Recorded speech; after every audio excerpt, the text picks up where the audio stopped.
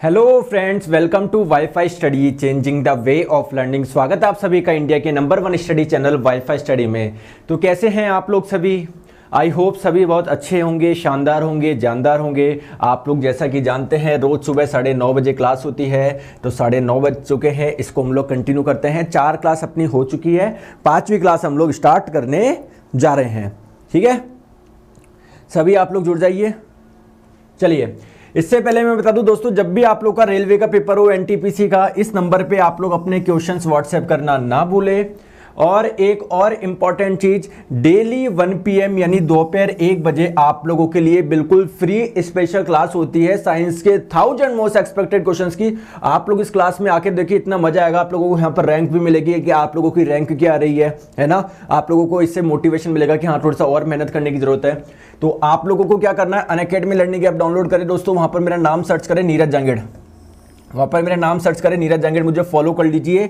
यहाँ पर special classes में आप लोगों को मेरी सभी क्लासेस दिख जाएगी। दोस्तों गोल सेलेक्ट कर लेना एसएससी एग्जाम्स के स्पेशल क्लासेज के सेक्शन में, ठीक है।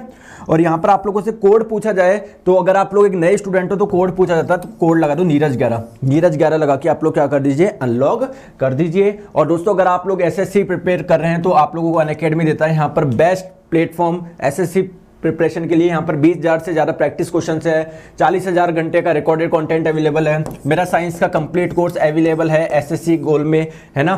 तो क्या करना है, एसएससी एग्जाम्स का जब गेट सब्सक्रिप्शन करेंगे तो दोस्तों ये 24 महीने का 2 साल का 7800 का है। इधर रेफरल कोड लगा दीजिएगा नीरज 11, तो ये आपको पड़ जाएगा 7,020 रुपए का, ठीक है। चलिए तो स्टार्ट करते हैं लाइव टेस्ट नंबर 5। स्टार्ट करें। गुड मॉर्निंग दोस्तों, गुड मॉर्निंग। सर जाइलम का यूज क्या होता है? देखिए जाइलम आपका प्लांट में क्या होता है, रूट से यानी जड़ से पानी और मिनरल का ट्रांसपोर्ट करता है, ठीक है।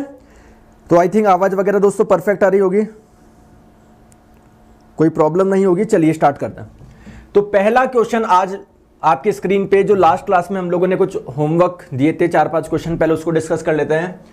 देखिए क्वेश्चन में बोला गया है हृदय स्पंद के दौरान, ये हृदय स्पंदन कर लो, हृदय स्पंदन के दौरान जो भी वैद्युत परिवर्तन को रिकॉर्ड करने वाले उपकरण का नाम क्या है। मतलब जब आप लोग ये हार्ट बीट करती है तो दोस्तों ये आप लोग का जो रिकॉर्ड होता है ना, एक इलेक्ट्रिकल सिग्नल में होता है, तो इसको हम लोग क्या बोलते हैं, इस डिवाइस को हम लोग क्या बोलते हैं, इसको हम लोग बोलते हैं इलेक्ट्रोकार्डियोग्राफ। ऑप्शन नंबर हो जाएगा बी, ठीक है। इलेक्ट्रोकार्डियोग्राफ आप लोग याद रखेंगे, option number B. Next question आप लोगों के स्क्रीन पे दोस्तों, किंग ऑफ मेटल किसे बोलते हैं, धातुओं का राजा। हाँ कल नहीं हो पाया था दोस्तों, कल कुछ इंपॉर्टेंट काम आ गया था। अगर हम लोग बात करें what is the king of metal, धातुओं का राजा क्या होता है, किसे बोलते हैं किंग ऑफ मेटल, तो ये बोला जाता है दोस्तों किसको, गोल्ड को। Option number D. क्यों बोला जाता है, क्योंकि दोस्तों आप लोग सभी जानते हो ये आप लोगों का काफी कीमती धातु है ना, जिसकी वजह से हम लोग इसको धातुओं का सोना, ये धातुओं का राजा भी बोला जाता है। तो राइट आंसर आपका ऑप्शन नंबर डी हो जाएगा। नेक्स्ट क्वेश्चन आप लोगों के स्क्रीन पे, आंसर बताएंगे जल्दी से। क्वेश्चन है अम्ल वर्षा वायु में किसके अधिक सांद्रण के कारण, मतलब किसके अधिक वैल्यू के कारण आपका एसिड रेन होती है, अम्ल वर्षा होती है। तो देखिए अम्ल वर्षा क्या होती है, जो वर्षा आती है आप लोगों को पता है, जो वर्षा का पानी होता है वो बिल्कुल न्यूट्रल होता है, उदासीन होता है, मतलब उसकी पीएच वैल्यू 7 होती है। लेकिन अगर उसकी पीएच वैल्यू 7 से कम हो जाए, इसका मतलब अगर उसकी एसिडिटी बढ़ जाए, अम्लता बढ़ जाए, तो इस वर्षा को हम लोग बोलेंगे एसिड रेन। और ये किस वजह से होता है, तो आप लोग जानते हो दोस्तों, जो भी आप लोगों का पॉल्यूशन होता है, या फिर गाड़ियों के पॉल्यूशन मान लीजिए, किसी इंडस्ट्री के मान लीजिए, तो वहां से क्या निकलता है दोस्तों, नाइट्रोजन के ऑक्साइड्स निकलते हैं, वहां पर सल्फर के ऑक्साइड्स निकलते हैं। तो नाइट्रोजन का जो ऑक्साइड होता है ये जल से अभिक्रिया करके क्या बना लेता है, नाइट्रिक एसिड बना लेता है। और जो सल्फर का ऑक्साइड होता है ये जल के साथ में अभिक्रिया करके क्या बना लेता है, सल्फ्यूरिक एसिड बना लेता है। और आप लोग जानते हो नाइट्रिक एसिड और सल्फ्यूरिक एसिड दोनों ही काफी स्ट्रॉन्ग एसिड होते हैं, प्रबल अम्ल होते हैं, जो पानी की अम्लता को बहुत ज्यादा बढ़ा देते हैं। तो किसकी वजह से दोस्तों, नाइट्रोजन के ऑक्साइड्स की वजह से, सल्फर के ऑक्साइड्स की वजह से। तो राइट आंसर आपका हो जाएगा option number B. Next question आप लोगों की स्क्रीन पे, आंसर आप लोग बताएंगे। आतिशबाजी में हरा रंग निम्नलिखित में से किसकी उपस्थिति के कारण होता है।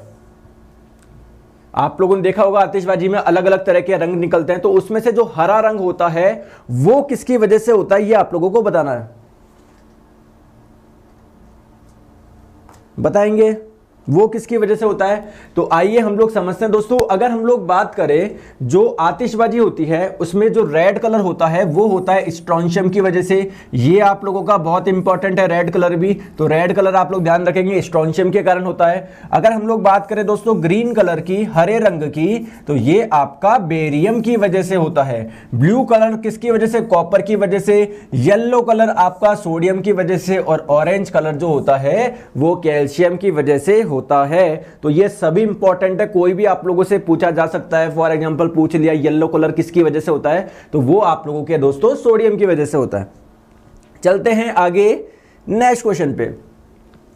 नेक्स्ट क्वेश्चन आप लोगों के स्क्रीन पे आंसर आप लोग बताएंगे।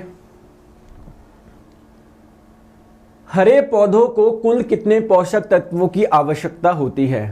जैसे हमको न्यूट्रिएंट्स की जरूरत होती है, प्लांट्स को भी जरूरत होती है, तो प्लांट्स को टोटल कितने न्यूट्रिएंट, कितने पोषक तत्वों की आवश्यकता होती है, ये आप लोगों से पूछा गया है। तो मैं आप लोगों को बता दूं दोस्तों, जितने भी पोषक तत्व होते हैं इनको हम लोग दो पार्ट में क्लासिफाई कर सकते हैं। एक तो होता है दोस्तों मैक्रो, मैक्रो का मतलब होता है जो ज्यादा अमाउंट में चाहिए होता है। एक होता है आपका माइक्रो, यानी जो कम अमाउंट में चाहिए होता है। तो अगर हम लोग बात करें प्लांट्स की, तो दोस्तों टोटल जो मैक्रो न्यूट्रिएंट है या मेजर न्यूट्रिएंट है, मेजर का मतलब क्या है? जो ज्यादा अमाउंट में चाहिए होता है, जो आप लोगों को किस में चाहिए होता है? ग्राम में चाहिए होता है। और अगर हम लोग बात करें माइक्रो न्यूट्रिएंट, जिसको हम लोग आवश्यकता किसमें होती है? मिलीग्राम में होती है। तो यहां पर बात करते हैं दोस्तों, टोटल मैक्रो न्यूट्रिएंट्स कितने हैं? 9 है, और यहां पर माइक्रो कितने हैं? 7 है। तो टोटल कितने न्यूट्रिएंट हो गए, कितने पोषक पदार्थ हो गए जो प्लांट्स को रिक्वायर्ड है? तो 9 + 7 आपका हो जाएगा 16। तो राइट आंसर आपका हो जाएगा ऑप्शन नंबर सी, 16। चलते हैं आगे नेक्स्ट क्वेश्चन पे। नेक्स्ट क्वेश्चन आप लोगों से पूछा गया है, निम्नलिखित में से कौन सा एक जड़ नहीं है? क्वेश्चन में पूछा गया कौन सा एक रूट नहीं है। आप लोग देखिए, जो भी खाते हो, जैसे आप लोग आलू खाओ, हल्दी खाओ, तो ये प्लांट का कोई ना कोई तो चीज होगी। या तो वो प्लांट की जड़ होगी, या दोस्तों तना होगा, या फूल होगा, या पत्तियां होगा। तो अगर बात करें इनमें से कौन सा जड़ नहीं है, तो अगर हम लोग बात करें दोस्तों, आप मूली खाते हो, ये मूली भी दोस्तों क्या होती है? जड़ होती है। उस प्लांट की क्या होती है? रूट होती है। गाजर भी रूट होती है दोस्तों। जो शलजम होता है ये भी रूट होता है। लेकिन अगर बात करें आलू की, बात करें हल्दी की, तो दोस्तों ये क्या होता है? स्टेम होता है, तना होता है। और दोस्तों ध्यान रखेंगे, ये स्टार्टिंग में क्या होता है? रूट्स ही होते हैं, लेकिन जब ये आप लोगों की ग्रोथ करते हैं तो ये स्टेम में कन्वर्ट हो जाता है, तने में। इसलिए हम लोग इसको मॉडिफाइड स्टेम भी बोलते हैं, ठीक है? यानी आवर्धित तना भी इनको बोला जाता है, आवर्धित तना भी इनको बोला जाता है। चलते हैं आगे नेक्स्ट क्वेश्चन पे। क्वेश्चन आप लोगों से पूछा गया, पृष्ठ तनाव किसके कारण पैदा होता है? पृष्ठ तनाव किसके कारण होता है? सरफेस टेंशन की वजह क्या है? तो देखिए ध्यान रखिए दोस्तों, अगर कोई दो समान प्रकार के अणु हैं तो इनके मध्य क्या होता है दोस्तों? आकर्षण होता है। इसको हम लोग बोलते हैं कोहेजन। इसको हम लोग बोलते हैं कोहेजन, या फिर इसको आप लोग बोल सकते हो सासंजक आकर्षक बल। अगर कोई दो विभिन्न प्रकार के अणुओं के मध्य आकर्षण बल होता है तो इसको हम लोग बोलते हैं एडिशन अट्रैक्शन फोर्स, या फिर आप लोग इसको बोल सकते हो आसंजक बल, आसंजक आकर्षक बल आप लोग इसको बोल सकते हो। अब देखेंगे होगा क्या, जैसे मान लीजिए कोई कंटेनर है, इसमें क्या है दोस्तों? पानी है। यहां पर क्या है? पानी है। तो यहां पर आप लोग मान लीजिए मैंने एक मॉलिक्यूल ले लिया पानी का, इसके यहां पर क्या है? पानी है, इसके ऊपर पानी, इसके लेफ्ट में पानी, इसके नीचे पानी। तो सभी जगह से दोस्तों जो आकर्षण मिलेगा वो समान मिलेगा क्या? क्योंकि इसके यहां पर भी पानी, यहां पर भी पानी, यहां पर भी पानी, यहां पर पानी, और पानी के बीच में जो आकर्षण बल होगा वो कौन सा होगा? कौन सा होगा? तो दोस्तों जो समान प्रकार के अणुओं के मध्य जो आकर्षण होता है उसको हम लोग बोलते हैं सासंजक आकर्षण बल।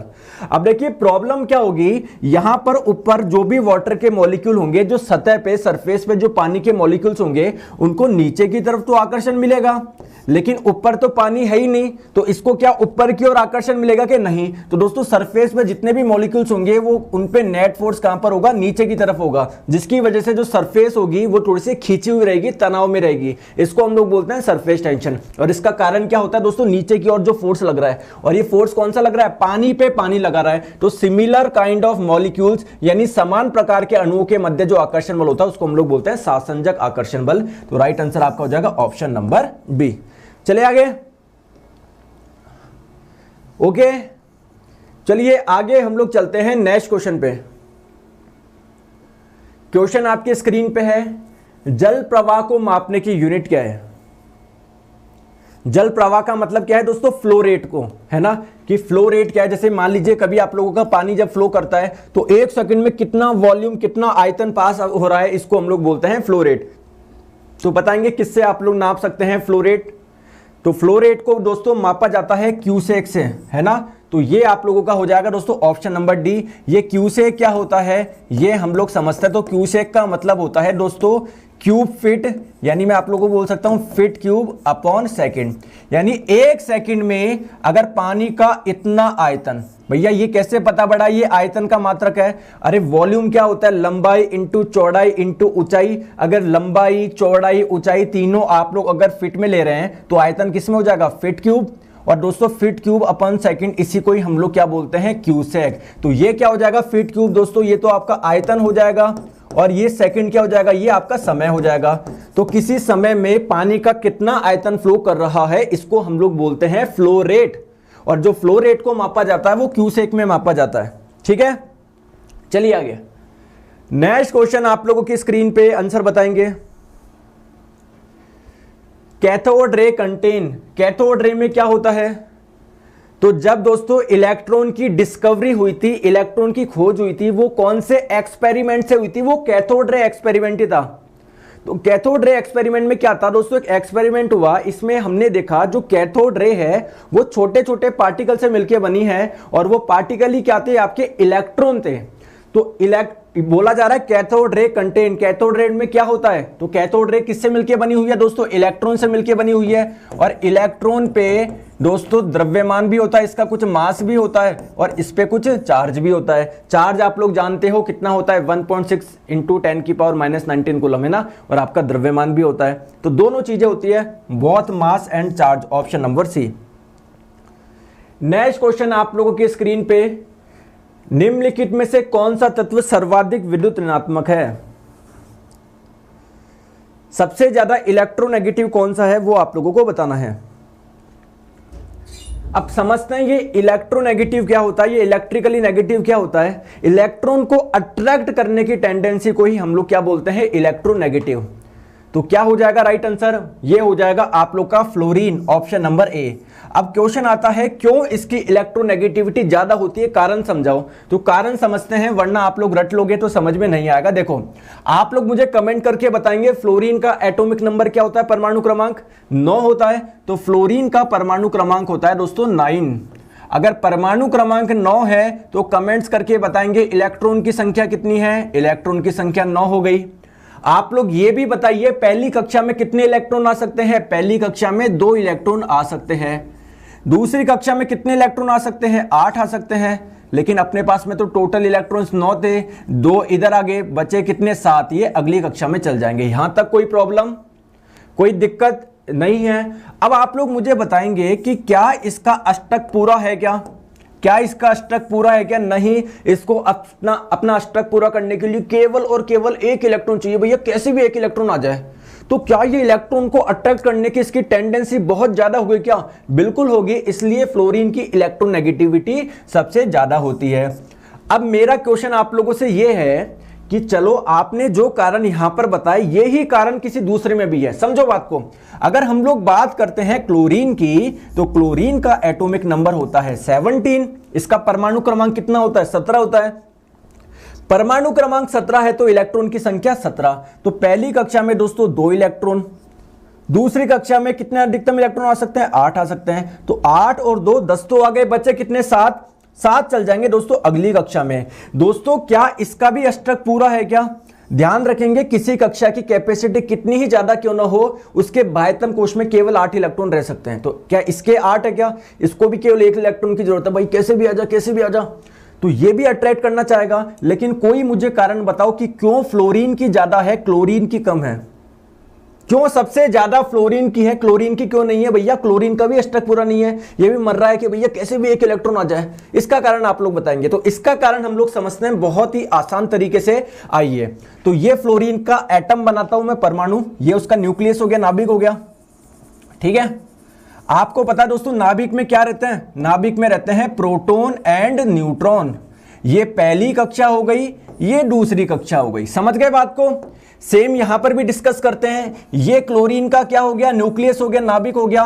भैया नाभिक में क्या रहते हैं, नाभिक में रहते हैं प्रोटॉन एंड न्यूट्रॉन। तो ये पहली कक्षा, यहां पर कक्षा कितनी है 1 2 3, यहां पर कितनी थी 1 2, तो यहां पर मैंने 1 2 बना दी, यहां पर 1 2 3। अब आप लोग मुझे ईमानदारी की बात बताओ कि अगर मैं एक इलेक्ट्रॉन को लेकर आऊंगा इधर भी और इधर भी, कौन ज्यादा अट्रैक्ट करेगा।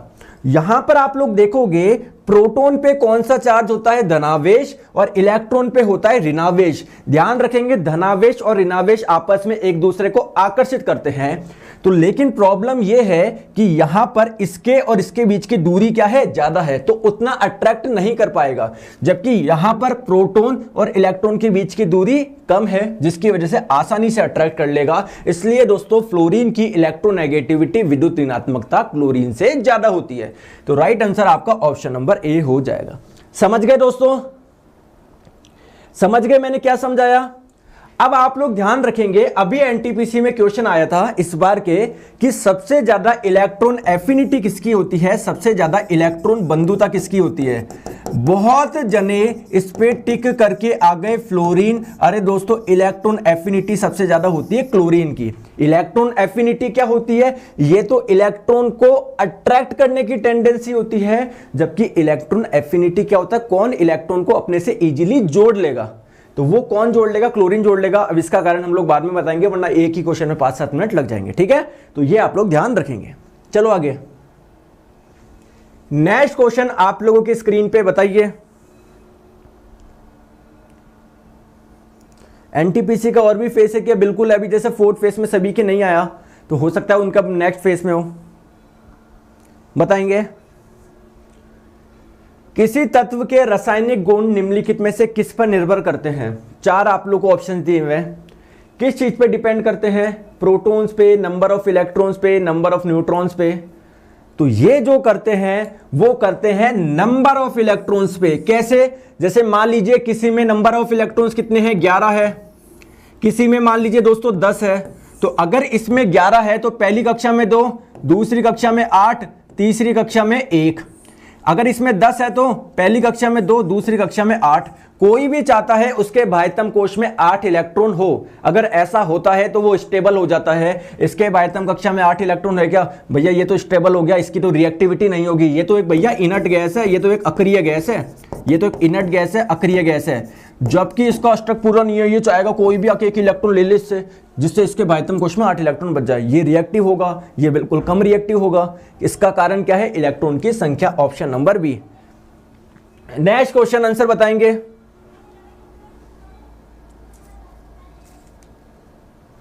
सर आंसर की कब आएगी रेलवे की, एक बार सभी पेपर हो जाए आप लोगों के, उसके बाद में आ जाएगी, है ना। 2 या 2 से अधिक तत्वों के एक निश्चित अनुपात में संयोग करने से बना पदार्थ क्या कहलाता है, बताएंगे। अच्छा आज एक चीज करते हैं, आप लोग जानते हो कई चीजें होती है, हम लोगों को कंफ्यूजन होता है कि एलिमेंट क्या होता है, तत्व क्या होता है, कंपाउंड क्या होता है, यानी यौगिक क्या होता है, और एक आपका मिश्रण क्या होता है। इसमें काफी बार हम लोगों को कंफ्यूजन होता है। देखो तत्व की तो सिंपल सी बात क्या है, जो किसी से मिलके नहीं बना हो। क्या कार्बन किसी से मिलके बना है क्या नाइट्रोजन किसी से मिलके बना है क्या, नहीं। तो पीरियोडिक टेबल में आवर्त सारणी में जितने भी 118 चीजें देख पा रहे हो, hydrogen, helium, lithium, beryllium, boron, carbon, nitrogen, oxygen, fluorine, neon, sodium, magnesium, वो सारे के सारे दोस्तों क्या है, एलिमेंट है। दोस्तों कंपाउंड क्या होता है, यौगिक क्या होता है, जिसमें एटलीस्ट एटलीस्ट कम से कम 2 प्रकार के एलिमेंट हो। अरे जरा मुझे बताएंगे ये O2 एक कंपाउंड है क्या? बताएंगे ये O2 एक कंपाउंड है क्या? आप लोग बोलेंगे कि जी हाँ ये कंपाउंड है, देखो ये 2 से मिलकर बना है। अरे जिसमें एटलीस्ट 2 प्रकार के एलिमेंट हो, इसमें तो केवल ऑक्सीजन नहीं, तो ये ऑक्सीजन कंपाउंड नहीं होता, ये आपका एलिमेंट ही कहलाएगा, ध्यान रखिएगा। ठीक है, अब आप लोग मुझे बताइए CH4 कंपाउंड होगा क्या? जिसमें एटलीस्ट 2 प्रकार के लोग हो, कार्बन भी हाइड्रोजन। जी सर, आपने बोला था कंपाउंड हो जाएगा। चलो मुझे बताओ भैया, पानी में आप लोगों ने नमक डाला, ये भी क्या कंपाउंड है क्या? आप लोगों ने बोला था 2 प्रकार के लोग होने चाहिए, देखो पानी भी है नमक भी है। लेकिन दोस्तों क्या एक फिक्स रेशो है क्या कि इतना पानी इतना ही नमक? एक फिक्स रेशो नहीं है ना दोस्तों, तो ये आपका कहलाता है एक मिश्रण। जबकि एक अगर फिक्स रेशो होता है, जब भी मीथेन होगा वो CH4 ही होगा। समझ रहे हो बात को? तो ये आपका कहलाता है compound, option number B. Next question आप लोगों की स्क्रीन पे, आंसर आप लोग बताएंगे। ये क्वेश्चन इस बार के एनटीपीसी में पूछा गया था, लेकिन क्वेश्चन कुछ और पूछा गया था। पहले आप लोग ये बताइए, फिर मैं बताऊंगा क्वेश्चन क्या था। धातुओं के पृष्ठ पर एक उपयुक्त तरंगदैर्ध्य का प्रकाश पड़ने पर इलेक्ट्रॉन के उत्क्षेपण की परिघटना को क्या कहते हैं? जैसे मान लीजिए कोई एक मेटेलिक सरफेस है, अगर आप लोग इस पे एक प्रॉपर फ्रीक्वेंसी की लाइट इंसिडेंट कराओगे, है ना, यानी प्रकाश जब इस पे आपतित होगा तो दोस्तों इससे क्या होते हैं, इलेक्ट्रॉन निकल जाते हैं। तो इस फिनोमिना को हम लोग क्या बोलते हैं? इसको हम लोग बोलते हैं फोटो इलेक्ट्रिक इफेक्ट। और अगर आप लोगों से एनटीपीसी में इस बार क्या पूछा गया था कि इनमें से कौन से साइंटिस्ट हैं जिनको फोटो इलेक्ट्रिक इफेक्ट के लिए नोबेल पुरस्कार मिला था, तो फोटो इलेक्ट्रिक इफेक्ट की डिस्कवरी किसने करी थी दोस्तों? आइंस्टीन ने करी थी, और आइंस्टीन को इसके लिए नोबेल पुरस्कार भी मिला था। ध्यान आप लोग रखेंगे। चले आगे, चलो आगे। नेक्स्ट क्वेश्चन आप लोगों की स्क्रीन पे, ये क्वेश्चन भी एनटीपीसी में पूछा गया था, सेम क्वेश्चन है ना।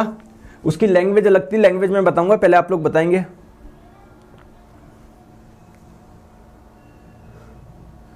तो क्वेश्चन में पूछा गया है कौन सा एलिमेंट ऐसा है, कौन सा तत्व है जो धात्विक और अधात्विक दोनों के रूप में कार्य करता है। आप लोग जानते हो दोस्तों, जो मेटल और नॉन मेटल दोनों की तरह कार्य करते हैं उनको हम लोग मेटलॉइड बोलते हैं, उपधातु बोलते हैं। तो इसमें से उपधातु को आप लोगों को पहचानना है। बोरोन एक उपधातु है। और जो क्वेश्चन इस बार आया था एनटीपीसी में कि इनमें से कौन सा उपधातु है, ये लैंग्वेज नहीं बोली, सिंपली बोल दिया कौन सा उपधातु है। और ऑप्शन में आपको सिलिकॉन दे रखा था। तो देखिए ध्यान रखिए, बोरोन हो गया, सिलिकॉन हो गया, जर्मेनियम, आर्सेनिक, ये सभी के सभी दोस्तों क्या होते हैं? मेटलॉइड होते हैं, उपधातु होते हैं। उपधातु का मतलब क्या है? जो धातु की तरह भी कार्य करते हैं, उपधातु ये अधातु की तरह भी बिहेव करते हैं। तो राइट आंसर आपको हो जाएगा ऑप्शन नंबर बी, बोरोन। चलो आगे, क्वेश्चन आपकी स्क्रीन पे बताइए जल्दी से, किसकी विद्युत चालकता, किसकी इलेक्ट्रिकल कंडक्टिविटी ज्यादा है? इलेक्ट्रिकल कंडक्टिविटी क्या होती है सिंपल लैंग्वेज में, कि किसमें करंट इजीली फ्लो कर जाएगी, किसमें विद्युत धारा इजीली प्रवाहित कर जाएगी, उसकी इलेक्ट्रिकल कंडक्टिविटी ज्यादा होती है। तो सबसे ज्यादा जो होती है वो होती है दोस्तों सिल्वर की। समझ रहे हो बात को? इसके बाद में आता है कॉपर, इसके बाद में आता है गोल्ड। तो सबसे ज्यादा होती है सिल्वर की। राइट आंसर आपका हो जाएगा ऑप्शन नंबर सी। और दोस्तों ध्यान रखेंगे, सिल्वर की थर्मल कंडक्टिविटी भी ज्यादा होती है, तापीय चालकता। तापीय चालकता का मतलब क्या है? अगर एक एंड से हीट करोगे, उष्मा दोगे, तो दूसरा एंड अगर तुरंत गर्म हो जाए, या मैं बोलूं यहां से उष्मा अगर तुरंत आगे चल जाए, तो इसको हम लोग बोलते हैं थर्मल कंडक्टिविटी, यानी तापीय चालकता। तो तापीय चालकता भी सबसे ज्यादा किसकी होती है? चांदी की ही होती है। नेक्स्ट क्वेश्चन आपके स्क्रीन पे, आंसर बताएंगे।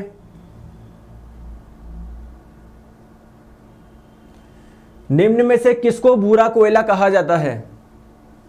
भूरा कोयला किसको कहा जाता है? तो दोस्तों ऑप्शन नंबर डी आ जाएगा, लिग्नाइट। लिग्नाइट को भूरा कोयला कहा जाता है। इसके पीछे कारण क्या है? क्योंकि बाकी जो कोयले की दोस्तों जो रेंज है उससे इसका कलर काफी क्या होता है? लो होता है। ठीक है, काफी डार्क कलर नहीं होता, ब्लैक नहीं होता, थोड़ा सा लो होता है, ब्राउन से कलर का होता है। तो इसको हम लोग क्या बोलते हैं? भूरा कोयला भी बोलते हैं। तो अगर हम लोग बात करें इस बार के एनटीपीसी, मैंने पहले ही बताया था आप लोगों से, कार्बन कंटेंट पूछा गया था, सबसे ज्यादा किसमें होता है? तो ये आप लोग ध्यान रखेंगे दोस्तों, एंथ्रेसाइट में सबसे ज्यादा कार्बन पाया जाता है 90%।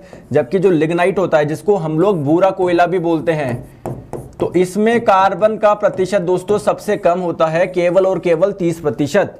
ठीक है, चलो आगे। सर कल की क्लास नहीं मिली, कल सुबह 9:30 बजे क्लास नहीं हुई थी दोस्तों, आंसर बताएंगे। Which of the following happens at the Curie point temperature पे, या क्यूरी बिंदु तापमान पर क्या घटित होता है, इनमें से क्या चीज होती है?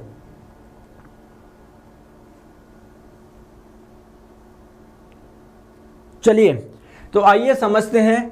आप लोगों को सभी को पता है जो आयरन है, क्या वो मैग्नेटिक प्रॉपर्टी शो करता है क्या? आयरन यानी लोहा, अरे चुंबक के पास में ले जाओ, क्या ये अट्रैक्ट होगा या नहीं होगा? बिल्कुल होगा।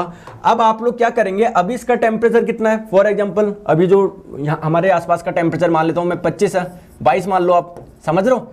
लेकिन जब आप लोग इसको हीट करोगे, गर्म करोगे, गर्म करते रहोगे, तो दोस्तों एक ऐसा टेम्परेचर आएगा, इसकी जो मैग्नेटिक प्रॉपर्टी है, चुंबकीय गुण, वो विलुप्त हो जाएंगे। मतलब इसके पास में आप लोग मैग्नेट लेकर आओगे तो ये अट्रैक्ट वगैरह होगी नहीं है, इसकी मैग्नेटिक प्रॉपर्टी खत्म हो जाएगी। इस टेम्परेचर को हम लोग बोलते हैं क्यूरी टेम्परेचर। क्या बोलते हैं? Curie temperature. तो एक चीज आप लोग मुझे बताएंगे, हर मटेरियल के लिए क्यूरी टेम्परेचर सेम होगा या अलग होगा? बताएंगे। सभी मटेरियल का जो क्यूरी टेम्परेचर होगा, यानी ऐसा तापमान जिस पर उसकी मैग्नेटिक प्रॉपर्टी विलुप्त हो जाए, वो सभी तत्व के लिए सेम होगा या अलग अलग होगा? सबके लिए अलग अलग होगा। तो आयरन की अगर हम लोग बात करें, इसका जो क्यूरी टेम्परेचर होता है लगभग 730 डिग्री सेल्सियस होता है। इसका मतलब इतने टेम्परेचर पर जब आप लोग गर्म करोगे तो उसके चुंबकीय गुण विलुप्त हो जाएंगे। चलते हैं आगे नेक्स्ट पे।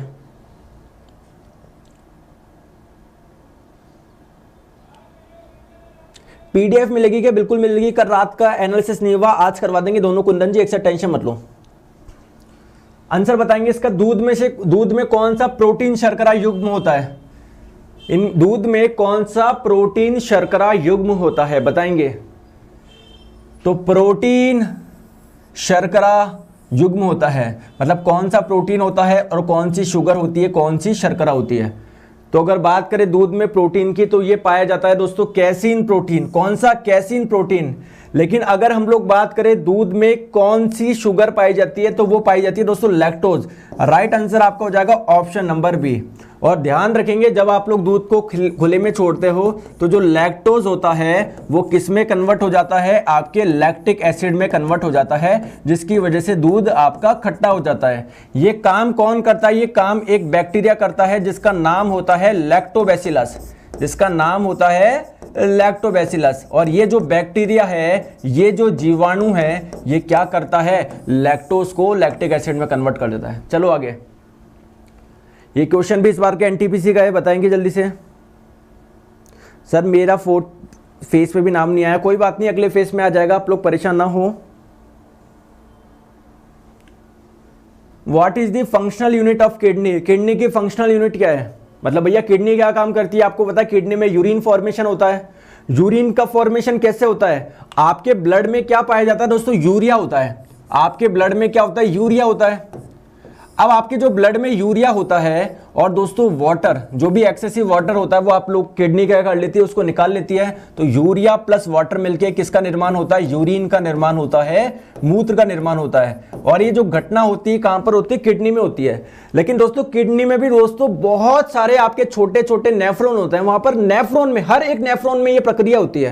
यानी किडनी की मैं फंक्शनल यूनिट को क्या बोल सकता हूं? नेफ्रॉन बोल सकता हूं ना। मतलब जो काम किडनी कर रही है वो काम छोटे छोटे बेसिकली कहां पर हो रहा है? न्यूरॉन, इसमें नेफ्रॉन में हो रहा है। तो किडनी की स्मॉलेस्ट यूनिट को हम लोग बोलते हैं नेफ्रॉन। ऑप्शन नंबर सी। और इस बार के एनटीपीसी में क्वेश्चन आया था, जल्दी से आप लोग मुझे आंसर बताएंगे। क्वेश्चन ये आया था,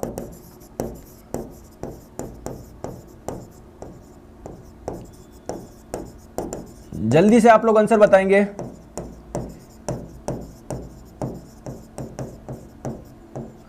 इस जगह क्या आएगा? 4 आप लोगों को ऑप्शन दिए हुए थे, 4 ऑप्शन दिए हुए थे, जल्दी से आप लोग बताएंगे।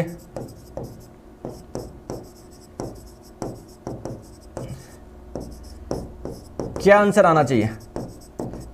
तो बोला जा रहा था कार्डियोलॉजी, हार्ट, नेफ्रोलॉजी, इधर क्या आएगा? तो मैं आपको बताऊं, स्टडी ऑफ हार्ट यानी हृदय का अध्ययन क्या कहलाता है? कार्डियोलॉजी कहलाता है। तो नेफ्रोलॉजी किसका अध्ययन है? तो ध्यान रखेंगे, स्टडी ऑफ किडनी यानी वृक्क का अध्ययन ही क्या कहलाता है? नेफ्रोलॉजी कहलाता है, ध्यान रखेंगे। चलो आगे नेक्स्ट क्वेश्चन पे आंसर बताएंगे। How many canine tooth are there in adult human? Total canine कितने होते हैं? तो देखिए, अगर हम लोग बात करें टोटल दांत की, वो कितने होते हैं एडल्ट में? दोस्तों 32 होते हैं। अब जो 32 होते हैं उसमें से 16 निचले वाले जबड़े में होते हैं और 16 ऊपरे वाले जबड़े में होते हैं। 16 ऊपर वाले जबड़े में, 16 नीचे वाले। दोस्तों ये 16 समझा दूं क्या? ऐसे के ऐसे 16 उधर है, केवल ये समझ लेते हैं। अब इसको भी दो पार्ट में बांटोगे तो इधर आपके 8 हो जाएंगे, इधर 8 हो जाएंगे। ये 8 समझा दूं क्या? क्योंकि जैसे 8 इधर है वैसे 8 इधर है। तो दोस्तों अगर हम लोग बात करें 8 में तो ध्यान रखेंगे 2 1 2 3। इसका मतलब 2 होते हैं आपके इंसीजर, 1 होता है कैनायन, 2 होते हैं प्रीमोलर, 3 होते हैं मोलर। इंसीजर को बोले तो हिंदी में बोलते हैं कृतंक, 1 होता है रद्नक, 1 होता है अग्रचवर्णक और 1 होता है आप लोगों का चवर्णक। तो आप लोगों से टोटल पूछे हैं कैनायन कितने हैं। कैनायन, तो दोस्तों कैनायन को हिंदी में स्वेदंत भी बोलते हैं और रद्नक भी बोलते हैं। तो देखिए इन 8 में कितने हैं आपके कैनायन? 1 है ना। तो 1 इधर हो जाएगा, 2 निचले वाले जबड़े में और 2 ऊपर वाले जबड़े में। टोटल कितने हो जाएंगे? 4 हो जाएंगे। Option number D. Next question आप लोगों की स्क्रीन पे,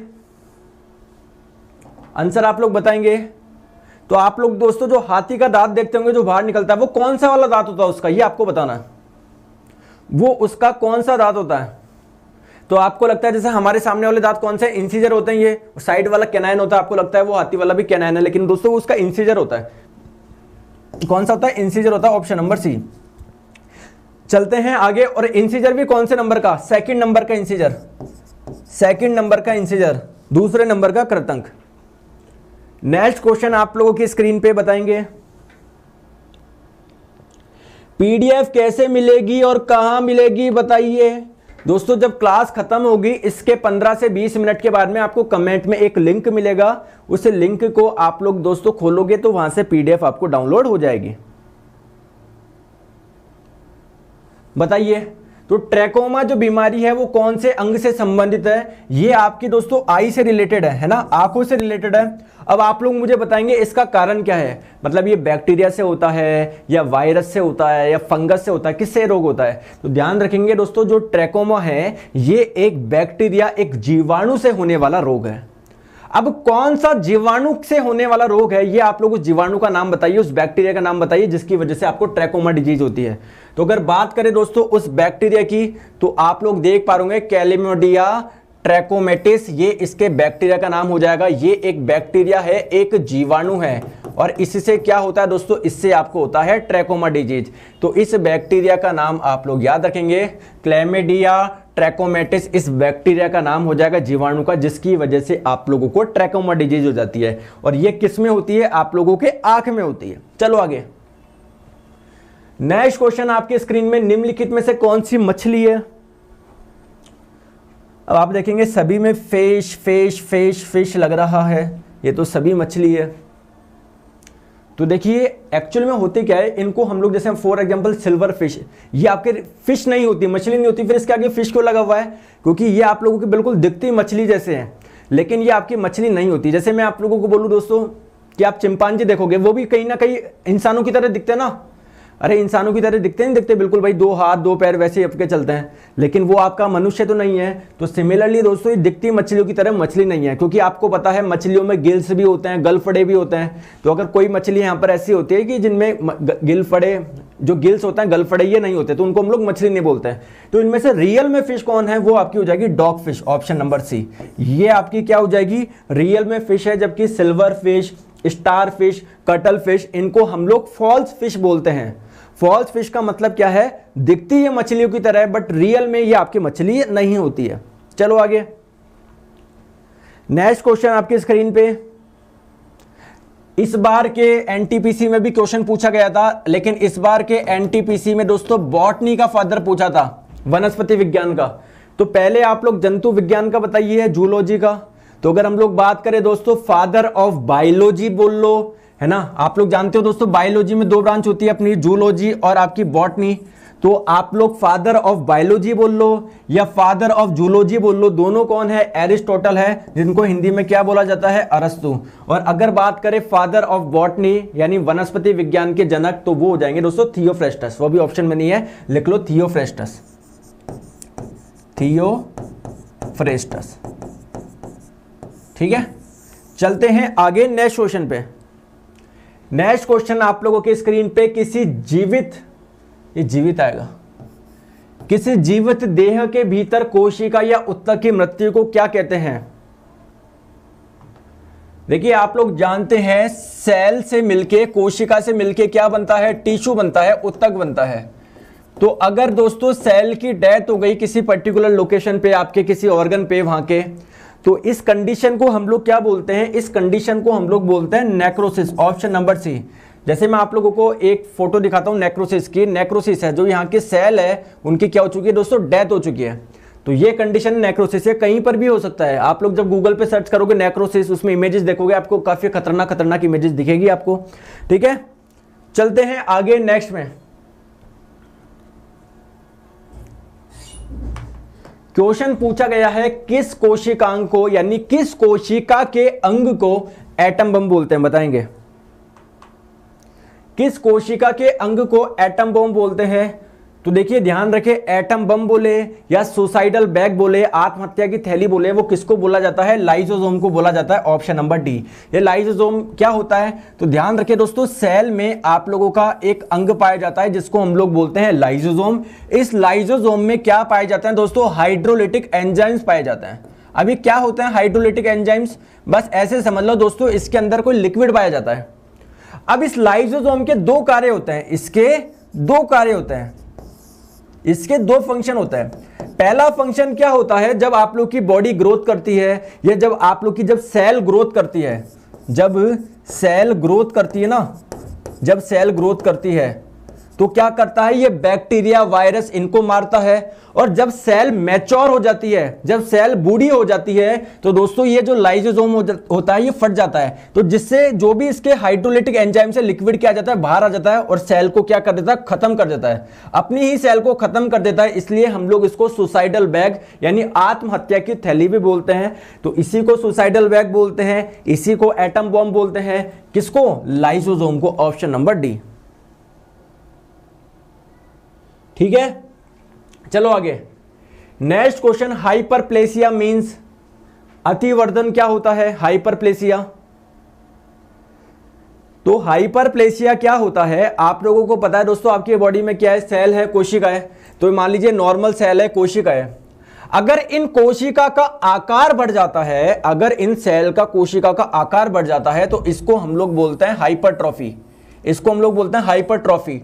ट्रॉफी से आप लोग ध्यान रखोगे, जब आप लोग ट्रॉफी मिलती है किसी भी चीज में, तो आप लोग खुशी से फूले नहीं समाते ना, बोलते ना फूला। तो आप लोग मान लीजिए सेल आपकी फूल गई, कब? जब इसको ट्रॉफी मिली। तो हाइपरट्रॉफी का मतलब होता है दोस्तों कोशिका का आकार बड़ा हो जाना। और एक होता है दोस्तों हाइपरप्लेसिया, जिसको हिंदी में अतिवर्धन बोलते हैं। हाइपरप्लेसिया, अतिवर्धन का मतलब क्या है दोस्तों? संख्या में वृद्धि हो जाना। तो अगर सेल की, कोशिकाओं की संख्या में वृद्धि हो जाती है तो इसको हम लोग बोलते हैं हाइपरप्लेसिया। नेक्स्ट क्वेश्चन आप लोगों के स्क्रीन पे बताएंगे। अरे हिमांशु जी बोल रहे हैं सर ये क्वेश्चन आप कल 1 बजे में, अरे तो 4-5 क्वेश्चन रिपीट हो गए तो क्या हो गया हिमांशु जी? इधर ध्यान दो, लो ये नहीं हुआ, बताओ इसको सॉल्व करो आप। निम्नलिखित में से विकृति की इकाई क्या है? स्ट्रेन की यूनिट क्या है? स्ट्रेन की यूनिट क्या है विकृति की? तो बताइए, 4 ऑप्शन दिए हुए हैं। न्यूटन होगी, किलोग्राम होगी, वाट होगी। न्यूटन तो भैया फोर्स की होती है, किलोग्राम द्रव्यमान की होती है, वाट पावर की होती है। तो बताइए। तो देखिए आप लोग ध्यान रखिए, जब भी आप लोगों के पास में क्या है, मान लीजिए कोई एक रॉड है ना, मान लीजिए कोई ऐसी रॉड है, तो जब आप लोग इसको खींचोगे तो क्या इसकी लंबाई में वृद्धि होगी? क्या? बिल्कुल होगी। तो मान लीजिए ओरिजिनल लेंथ इसकी L थी, आप लोगों ने दोस्तों इसको क्या करा? कुछ खींचा, जिसकी वजह से अब इसकी लंबाई क्या हो गई? पहले कितनी थी? L थी, और अब मान लीजिए दोस्तों कुछ परिवर्तन हो गया, कुछ इंक्रीमेंट हो गया, कुछ वृद्धि हो गई। इसको मैं बोल रहा हूं डेल्टा L। तो जो स्ट्रेन होता है, विकृति, वो क्या होता है आपका? ये होता है परिवर्तन। कितना हुआ भैया? लंबाई में परिवर्तन कितना हुआ बटे ओरिजिनल लंबाई, यानी वास्तविक लंबाई कितनी थी? यानी वास्तविक लंबाई कितनी थी? तो अगर बात करें लंबाई में कितना परिवर्तन हुआ, तो इसको किस में मापोगे? मीटर में तो नापोगे। फॉर एग्जांपल 1 मीटर का चेंज हुआ, और ओरिजिनल मान लीजिए पहले कितनी की थी? 100 मीटर की थी। तो मीटर से मीटर कट जाएगा, है ना, इसकी कोई भी यूनिट नहीं आएगी। तो ऊपर भी मीटर, नीचे भी मीटर, तो इसकी कोई भी यूनिट नहीं आएगी। None of the above. Next question आप लोग के स्क्रीन पे, इनमें से कौन सा जोड़ा आइसो इलेक्ट्रॉनिक है, बताएंगे।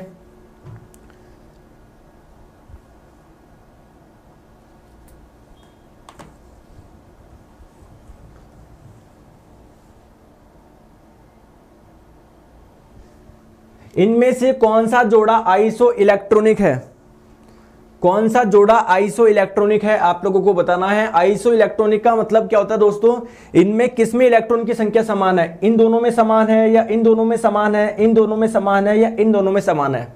देखिए एक चीज आप लोगों को पता है, जब इलेक्ट्रॉन त्यागते हैं, जब इलेक्ट्रॉन्स त्यागते हैं यानी डोनेट करते हैं, तो पॉजिटिव चार्ज आता है, धनावेश आता है, ध्यान रखेंगे।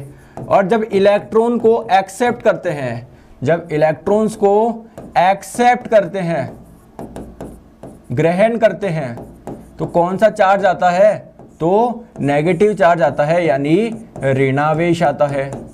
अब आइए समझते हैं। तो फॉर एग्जांपल मैं एक ये वाला उठाता हूं सीधे, मेरे को यहां पर कुछ फीलिंग आ रही है। देखिए सोडियम का एटॉमिक नंबर क्या होता है, Na 11 होता है, आप लोग सभी जानते हो। इस 11 का मतलब क्या है दोस्तों, परमाणु क्रमांक 11 का मतलब होता है इसमें प्रोटॉन की संख्या कितनी है, 11 है। और दोस्तों जब तक कोई चार्ज नहीं होता, ध्यान रखेंगे, जितने प्रोटॉन होते हैं उतने इलेक्ट्रॉन होते हैं, यानी प्रोटॉन 11 तो इलेक्ट्रॉन भी 11। समझ में आ गया। लेकिन अगर दोस्तों इस पे पॉजिटिव चार्ज आ गया, इसका मतलब क्या है, पॉजिटिव चार्ज कब आता है, धनावेश, जब इलेक्ट्रॉन्स को त्यागते हैं।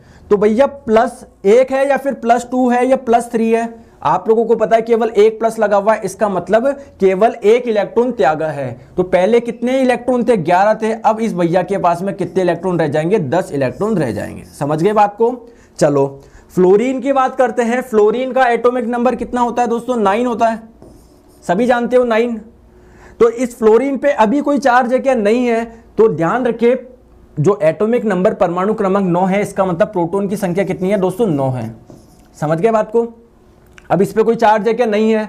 इसका मतलब जब भी चार्ज नहीं होता तो जितने प्रोटॉन होते हैं उतने इलेक्ट्रॉन होते हैं, यानी इलेक्ट्रॉन भी कितने हैं, 9 है।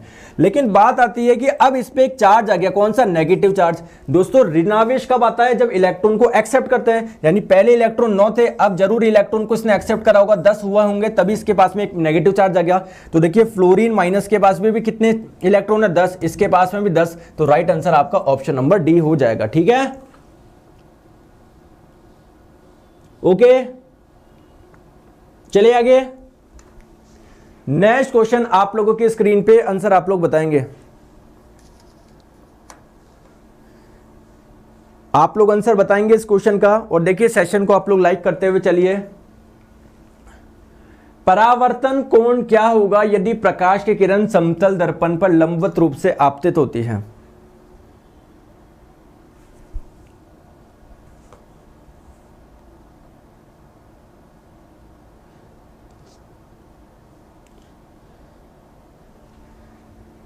तो एक दोस्त बोल रहे हैं सर प्लीज चैप्टर वाइज पढ़ा दो।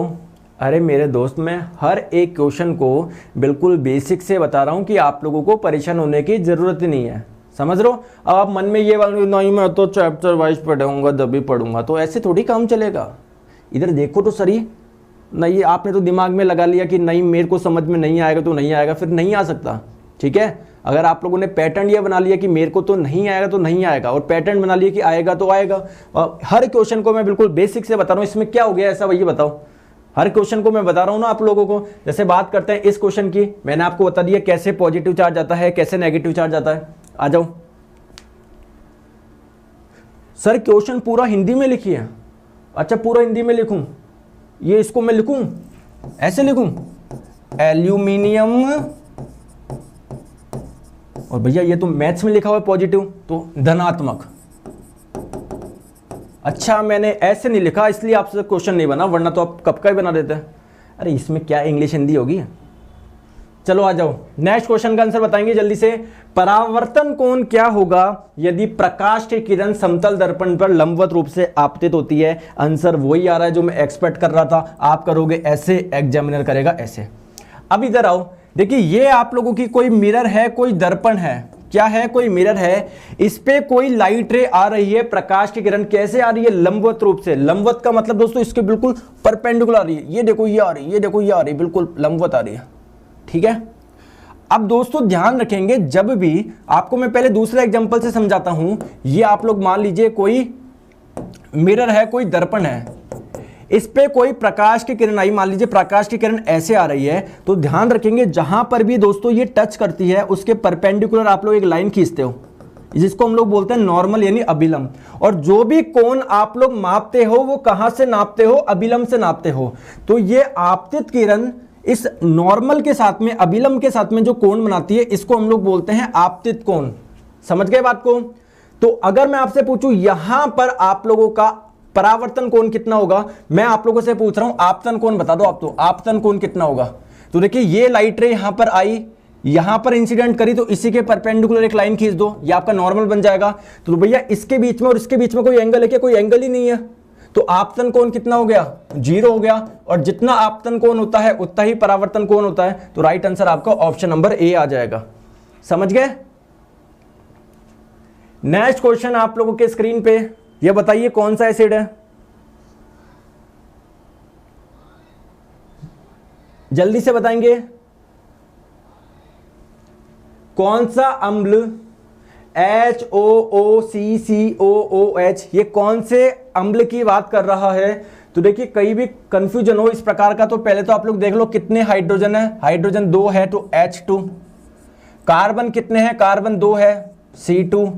ऑक्सीजन कितने हैं? 1 2 3 4 तो H2C2O4। अब हो सकता है आप लोगों को कुछ समझ में आ जाए कि यार ये किसके फॉर्मूले की बात कर रहा है। तो दोस्तों ये जो H2C2O4 होता है, ध्यान रखेंगे ये ऑक्जेलिक एसिड का यानी ऑक्जेलिक अम्ल का सूत्र होता है। तो राइट आंसर आपका ऑप्शन नंबर ए हो जाएगा। इस बार के एनटीपीसी में क्वेश्चन पूछा गया था कि निम्न में से किस में ऑक्जेलिक एसिड पाया जाता है। तो दोस्तों ऑक्जेलिक एसिड आपके पाया जाता है टमाटर में, और कहां पाया जाता है? पालक में पाया जाता है। तो ये तो बात हो गई ऑक्जेलिक एसिड की। दोस्तों एसिटिक एसिड की बात करें तो इसका फॉर्मूला होता है CH3COOH। अगर बात करें कार्बोनिक एसिड की तो ये आपका होता है दोस्तों H2CO3। ठीक है, तो ऑक्जेलिक एसिड और सिट्रिक एसिड को आप लोगों को ध्यान रखना है, दोनों इंपॉर्टेंट है। ऑक्जेलिक एसिड का हो जाएगा आपका H2C2O4 बोल लीजिए या C2H2O4 बोल लीजिए, बात एक ही है। ठीक है, तो ये आप लोगों का ऑक्जेलिक एसिड का फॉर्मूला हो जाएगा। और सिट्रिक एसिड का भी ध्यान रखेंगे C6H8O7, है ना। तो ये दोनों आप लोगों से पूछे जा सकते हैं। ऑक्जेलिक एसिड का पूछा जा चुका है, सिट्रिक एसिड का ध्यान रखना है, एसिटिक एसिड का कई बार पूछा जाता है, कार्बोनिक एसिड का कई बार पूछा जाता है, तो ये आपको ध्यान रखना है। चलिए आगे, चलो आगे। नेक्स्ट क्वेश्चन आप लोगों की स्क्रीन पे, आंसर आप लोग बताएंगे। क्वेश्चन आपकी स्क्रीन पे बताइए।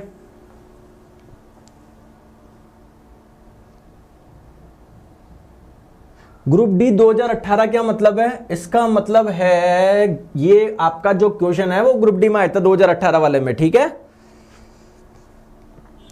इसका मतलब ये है,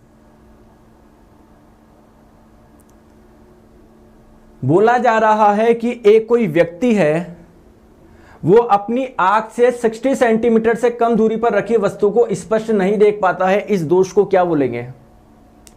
जैसे मान लीजिए मैं हूं, तो मेरी आई से 60 सेंटीमीटर की दूरी से, मतलब यहां पर कोई भी मैं वस्तु रखता हूं ना, 60 सेंटीमीटर के पास में कोई भी चीज देख पाता हूं, लेकर आता हूं, तो वो देख ही नहीं पा रहा मैं।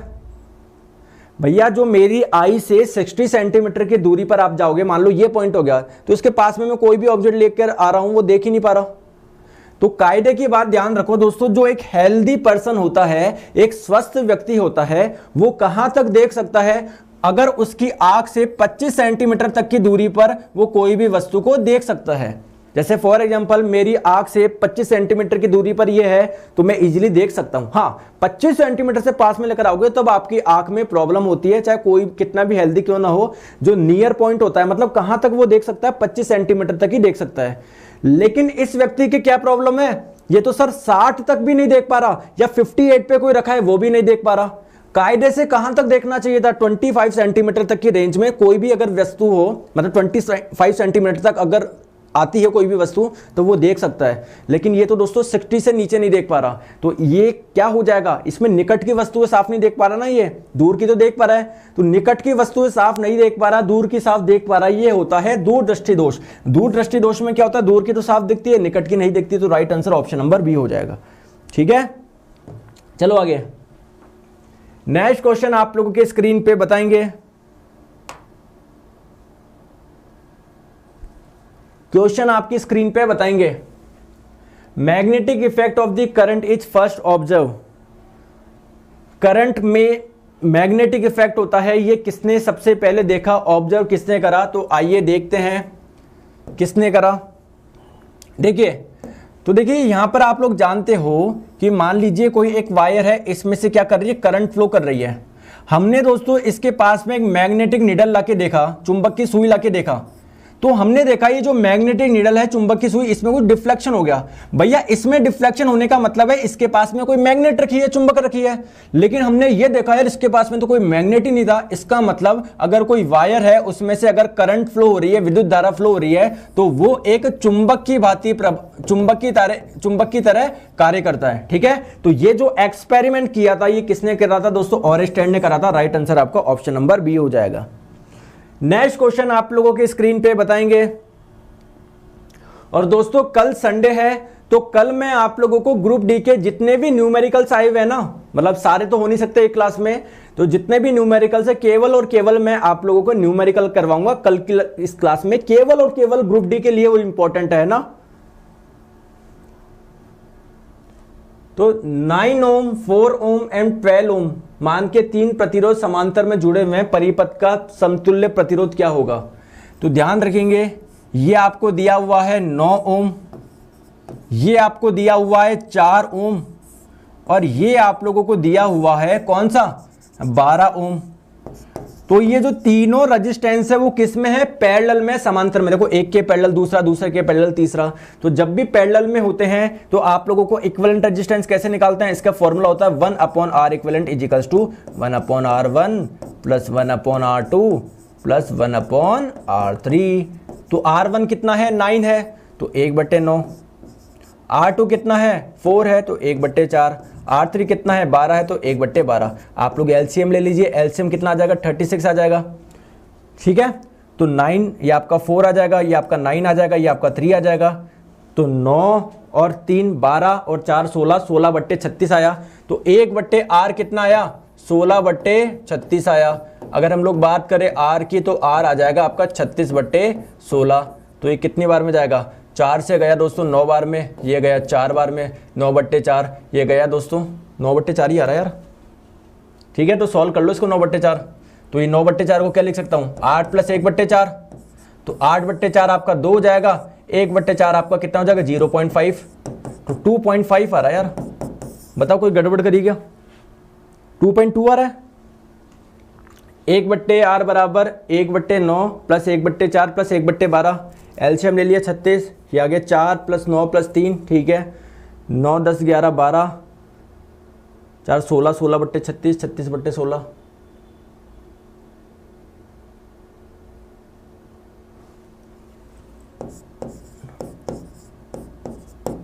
सही तो है।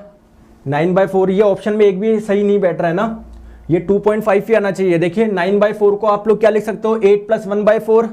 तो ये 8/4 तो 2 बन गया, 1/4 अच्छा 0.25 बनेगा, ये आई एम सॉरी 0.25 बनेगा है ना। तो 2.25 आंसर होगा इसका ना, 2.25 इसका सही आंसर होगा। तो ऑप्शन नंबर बी हो जाएगा है ना। आप लोग को एक डिजिट तक का वैल्यू दे रखा है, तो ऑप्शन नंबर बी हो जाएगा। मैंने गलती से 1/4 को 0.5 लिख दिया, 1/4 0.25 होता है, हम लोग सभी जानते हैं। तो 2.25 इसका करेक्ट आंसर हो जाएगा। ऑप्शन में केवल पॉइंट के एक डिजिट तक दिया हुआ है। ठीक है, चले आगे, चलो आगे। नेक्स्ट क्वेश्चन आपके स्क्रीन पे, जो गन मेटल होता है वो किसका अलॉय है? अलॉय का मतलब होता है मिश्र धातु। तो जो गन मेटल होता है वो किससे मिलके बना होता है? गन मेटल किसकी मिश्र धातु है, ये आप लोगों को बताना है। तो इसमें 3 चीज होती है। एक तो होता है दोस्तों कॉपर, एक होता है दोस्तों टिन, एक होता है जिंक। तो right answer option number A हो जाएगा। और कितना होता है? कॉपर होता है 88%, दोस्तों टिन होता है 10% और जिंक आपका होता है 2%। ठीक है, तो दोस्तों आज के लिए इतना रखते हैं, कुछ होमवर्क देते हैं। ये आपका होमवर्क नंबर 1 है, ये आपका होमवर्क नंबर 2 है, ये आपका होमवर्क नंबर 3 है, ये आपका होमवर्क नंबर 4 है। ठीक है, और ये आपका होमवर्क नंबर 5 है। तो ये आप लोग क्वेश्चन को सॉल्व करिएगा। हम लोग मिलेंगे दोस्तों दोपहर 1 बजे वाली क्लास में आज की में। ठीक है, तो आज के लिए इतना रखते हैं हम लोग। और आपका जब भी पेपर हो एनटीपीसी का, इस नंबर पे आप लोग व्हाट्सएप करना ना भूले।